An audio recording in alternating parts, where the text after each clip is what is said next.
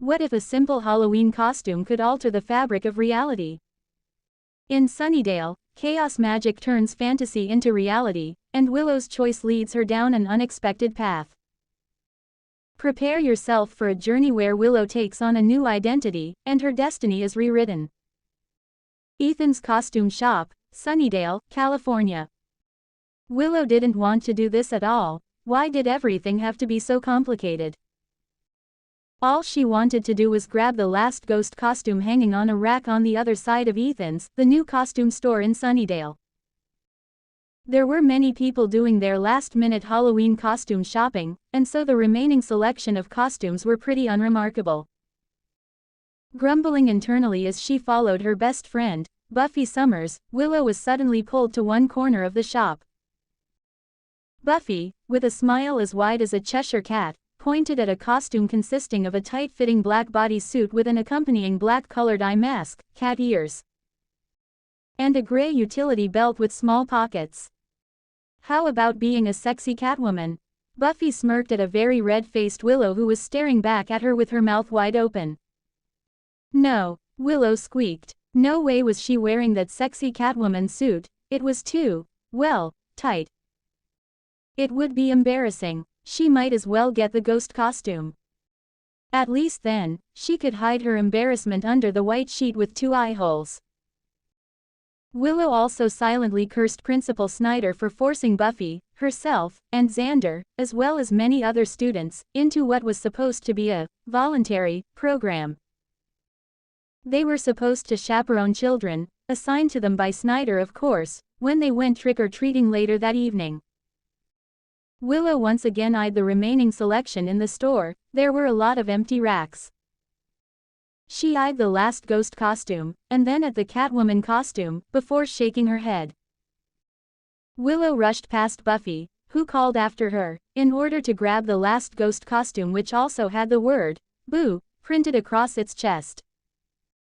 "Will," said Buffy rushing to her best friend who was holding the ghost costume close to her chest, "Xander's not gonna notice you if you wear that." "I don't wanna be noticed," pouted Willow as Buffy raised an eyebrow at the redhead while people continued browsing the remaining costumes in the store. "Will, what's the point of dressing up for Halloween?" asked Buffy as she leaned forward. "Getting free, and nearly unlimited candy," grinned the redhead before Buffy shook her head. "No," Buffy replied, gently poking her friend's arm, "this is the one single night that you let everything go. Come on, Will. Do something adventurous, something sexy. Get wild. Not too wild." Buffy waved in the direction of the Catwoman costume. "Come on, that Catwoman costume is perfect." "Nice, but no," smirked Willow, and Buffy smiled. Suddenly, Buffy's eyes went wide, her eyes staring past her.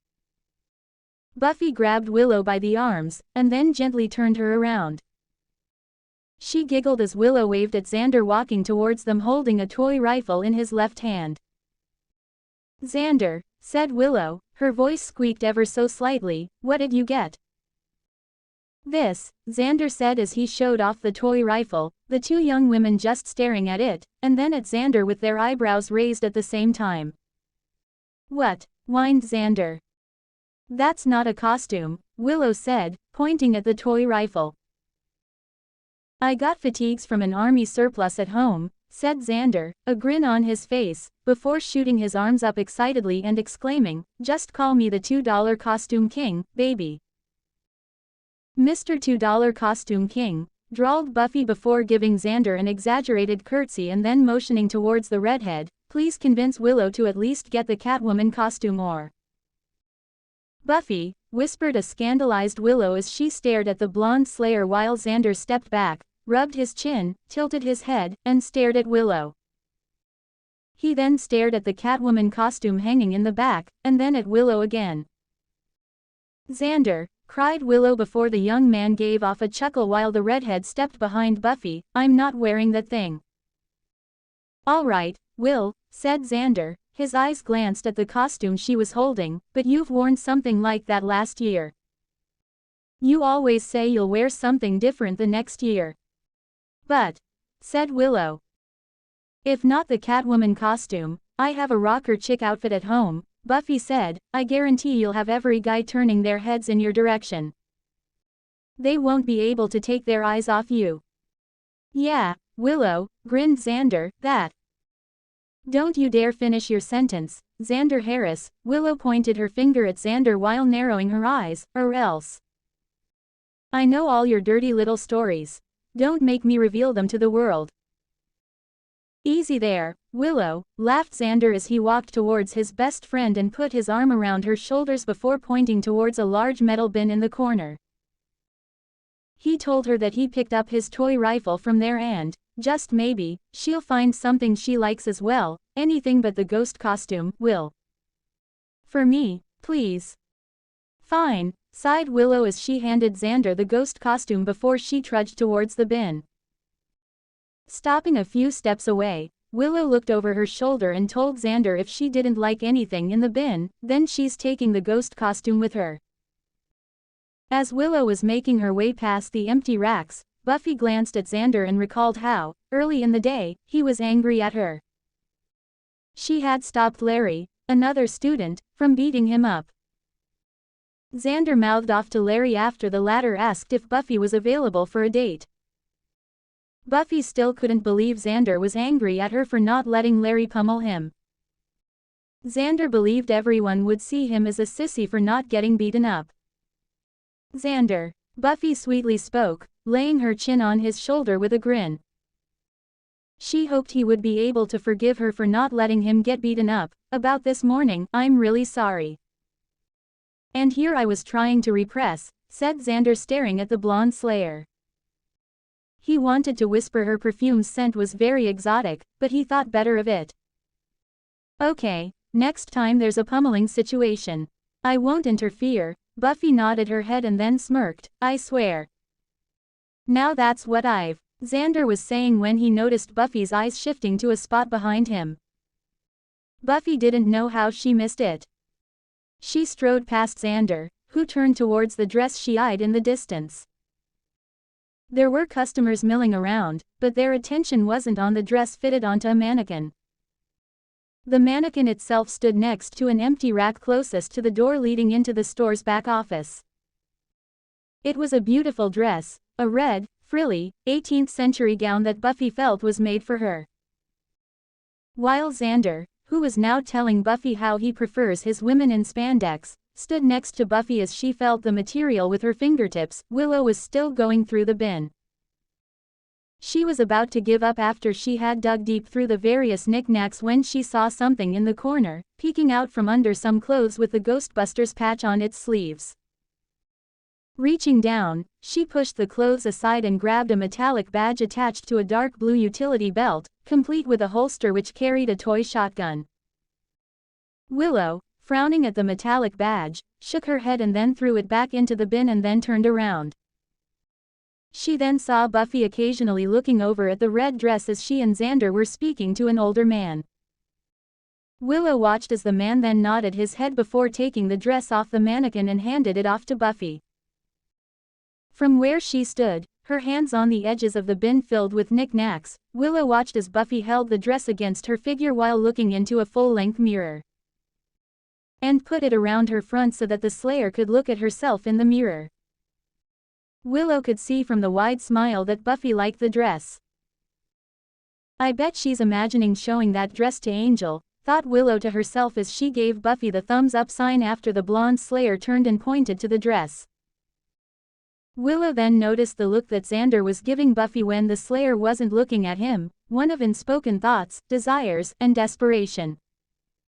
Willow sighed, Xander would never be over Buffy. She glanced at the ghost costume Xander draped on his arm for her. Would it be so wrong to wear a costume that just works? The difference with the one she had at home was the boo printed across the chest. And maybe, just maybe, the ghost costume Xander held for her was a shade whiter. The ghost costume it is then, Willow thought to herself. She rounded the bin and was about to walk away when she suddenly stopped. She was always wearing the same costume for Halloween. Something that would hide her away from the world. She was afraid she would embarrass herself and others if she wore something different. She couldn't even imagine herself wearing the Catwoman costume, much less spending Halloween as a punk rocker. What would that costume be like anyway? Willow heard the chime of the bell over the store entrance. She glanced in that direction. A surge of children and their parents rushed in for last-minute costume shopping. Would it be really that bad to wear something different? It's just Halloween, just one day of the year. It wasn't like she'd be wearing the costume every single day. She glanced in the direction of the Catwoman costume hanging on the distant rack. Fine, she would wear something else. But not that particular costume. Willow turned around and then strode back towards the bin. She grabbed at the badge attached to the dark blue belt just as a group of children, perhaps between 11 and 12, rushed up to the bin and started to rummage through the knickknacks. Willow sighed. While they were trying to find something they could use for Halloween, Willow took a few steps back, avoiding even more kids who rushed at the large bin. She inspected the badge. It looked like something out an old spaghetti western movie. A 5-pointed star, thought Willow to herself as she brushed her fingers on the faded metallic badge. She could see some wording around the inside circular section of the badge. She held it closer to her face, squinted her eyes as she tried to read the already faded words. I can just make out A, G, and A, L, but the rest of the letters are faded. It's difficult to see and... Hello, miss. Willow turned around to find the older man who Buffy was speaking to earlier about the dress. He stood with his hands behind his back. Buffy then walked up to her, along with Xander. Buffy had a grin from ear to ear while carrying her dress. Hey, Will, said Xander when he saw what the redhead was holding, very nifty, and new. You gonna be a cowgirl? You've got an outfit back home, said Buffy excitedly. I mean, you have jeans and... What do cowgirls wear now? What you are holding is a piece of history never given its chance to shine, said the older man as he pointed to the badge, belt, and the toy shotgun. He pointed out the badge was the item with all the history behind it. The badge is a prop from a live-action series being planned in the early 80s. It was supposed to be a space western. The studio had all the characters, the scripts, the actors. Everyone was ready. But costs kept on skyrocketing and, well, it was never made. At least not the live-action series. Instead, it was made into a cartoon released in 1986, if I'm not mistaken. Either way, what you're holding there is special. I received it from someone who knew someone who made the props for the live-action series. They sold off the various other plastic badges, but the ones made for the main actors, such as the one you hold in your hand, were made with metal. They were supposed to have been melted, but someone in the production crew kept one so that they could sell it off. The one you have will glows when you press down on it. Cool, Will, said Xander turning towards Willow. I'll be the soldier, and you be the space cowgirl. How about I give you the same deal that I gave your friend, said the man, nodding his head towards Buffy. I can let you have that for $20. As long as you bring it back in the same condition. And before you say anything, don't worry, this is all well and proper. I am the owner of this fine establishment after all.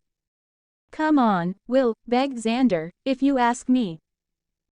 When it comes down to a space cowgirl versus ghost costume, I'd go for the space cowgirl. I think there's something missing though, said Buffy with a thoughtful expression as she looked at Willow and the belt in her hand. Oh, I know, said Xander just before he ran through the store, and then ran back holding a cowboy hat which he then placed on Willow's head. Now the ensemble's complete.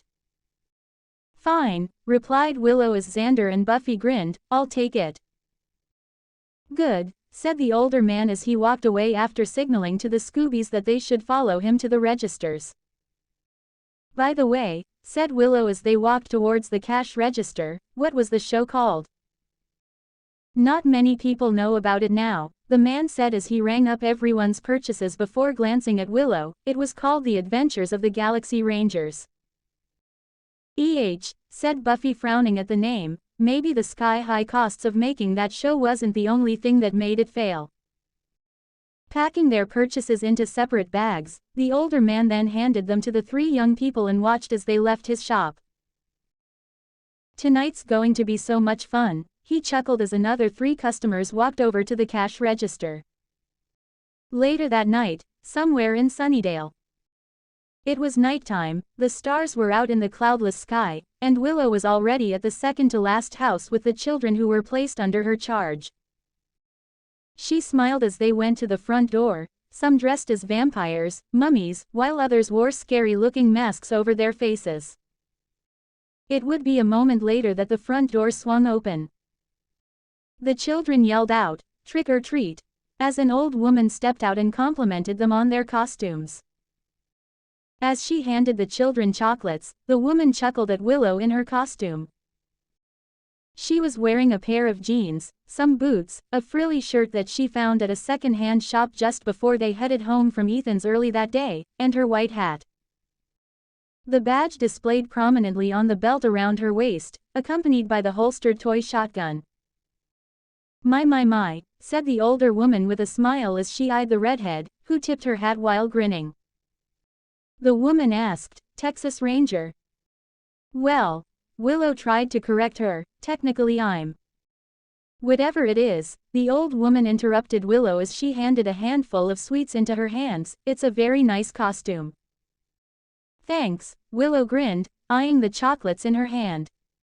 Suddenly, she felt a cold breeze brush past her, followed by a chill up her spine. Turning around, she looked into the distance while the older woman was giving more candy to her charges. Under the lights of the porch lights and the street lamps, Willow could see other kids knocking on the front doors of other houses. She could also see their chaperones who were following them. Willow turned to face her kids and smiled at how much fun they were having begging for more sweets and chocolates. Willow recalled dressing up in her costume at Buffy's house a few hours ago. It was the first time they saw each other in costume. Buffy told Willow that she looked very, galactically cowgirlish. "I don't even know what that means," Willow giggled out. Buffy, already wearing her dress, twirled while chuckling, asking Willow her opinion. Willow liked it, as did Buffy. "You gonna wear that to see Angel?" Willow asked, nudging her best friend's arm. "I asked him to come visit," said Buffy. "Mom's in Santa Barbara checking on some art stuff and well, nothing's funny gonna happen with Angel and me." "Oh, you sure about that?" asked Willow with an eyebrow raised before Buffy stuck her tongue out at the redhead. In the present, Willow stared at the kids when she gasped at a sudden, sharp pain in her head. She felt the world spinning. She grabbed onto the railing on the porch just as the sharp pain turned into a burning inferno that raged through her entire body. She wanted to scream so badly, instead she gritted her teeth. The excruciating pain forcing her on her knees, blood dripped down from her nose. She pressed her hands into either side of her head. She opened her mouth wide, releasing a silent scream. She fell onto her side. A soft scream erupted from her mouth. There was something off. Really off. Willow, through the pain, watched the children, now literal demons, attacking the old woman who screamed before rushing into her house and shutting the door behind her. With the door shut, the redhead could make out the little demons rushing towards her. She could sense evil radiating off of them. She tried to get up off the cool floor of the porch, but she could barely move. Even time she tried to move, more searing hot pain traveled from her head through to the rest of her body. "No, no," Willow mumbled before screaming out loud as she, as if by instinct, pressed the badge on her belt. The burning sensation was gone just as it arrived. She felt a surge of power through her body before mentally pushing the transformed demons. They were sent flying away, onto the porch on the next house. With the surge of power soon replaced with pain again, Willow saw the demons running away onto the street before closing her eyes. That was nifty," mumbled Willow. And then, she was unconscious. To be continued.